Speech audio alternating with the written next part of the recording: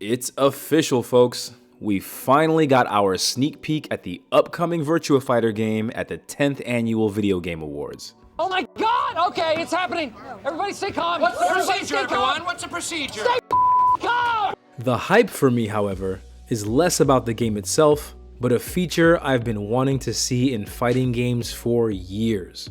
As far as I'm concerned, this is the most important development in the evolution of the genre, and I'm so glad this feature is finally happening. I'm talking about dynamic block animations, because for the life of me, I don't understand why it took so long for us to get here.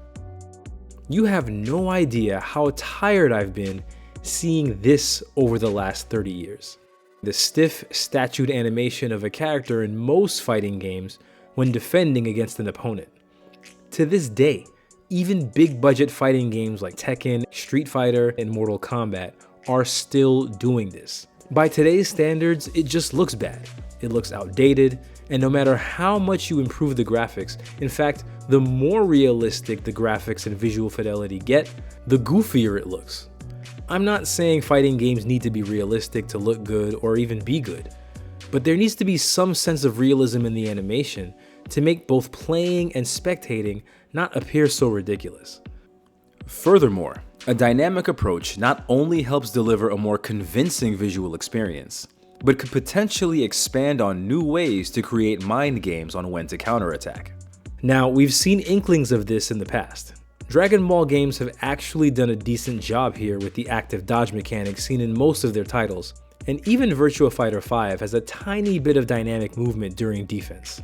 In my personal opinion, I think Soul Calibur as a series has made the best use of it with the reversal edge mechanic, but it's rarely seen in games with hand-to-hand combat.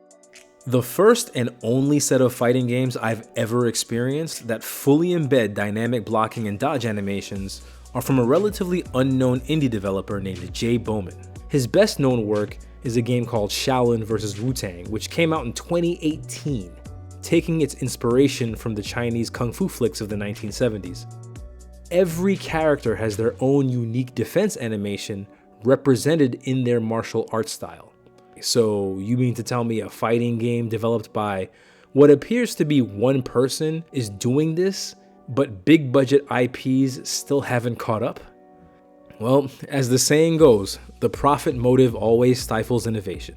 And to be fair, when you have a series of games so rooted in competition, studios are probably less likely to change up the formula in fear of community backlash.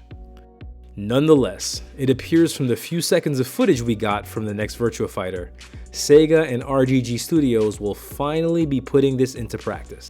I think juggles are another aspect of fighting games that look a bit silly the more realistic the visuals are, and I strongly believe this can also be replaced with an alternative mechanic for what we would call guaranteed damage, but we won't know about that until Sega releases more information.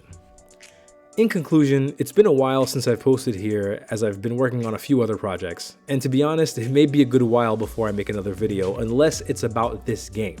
Yes, the next entry in the series will need a whole lot more than just this to be successful, but as far as I'm concerned, Virtua Fighter, the grandfather of all 3D fighting games, is about to leave the genre in the past, and I cannot wait to see it. If you're excited about this update, the game itself, or just have thoughts about where this series is going, let me know what you think in the comments. As always, thanks for stopping by, and see you next time.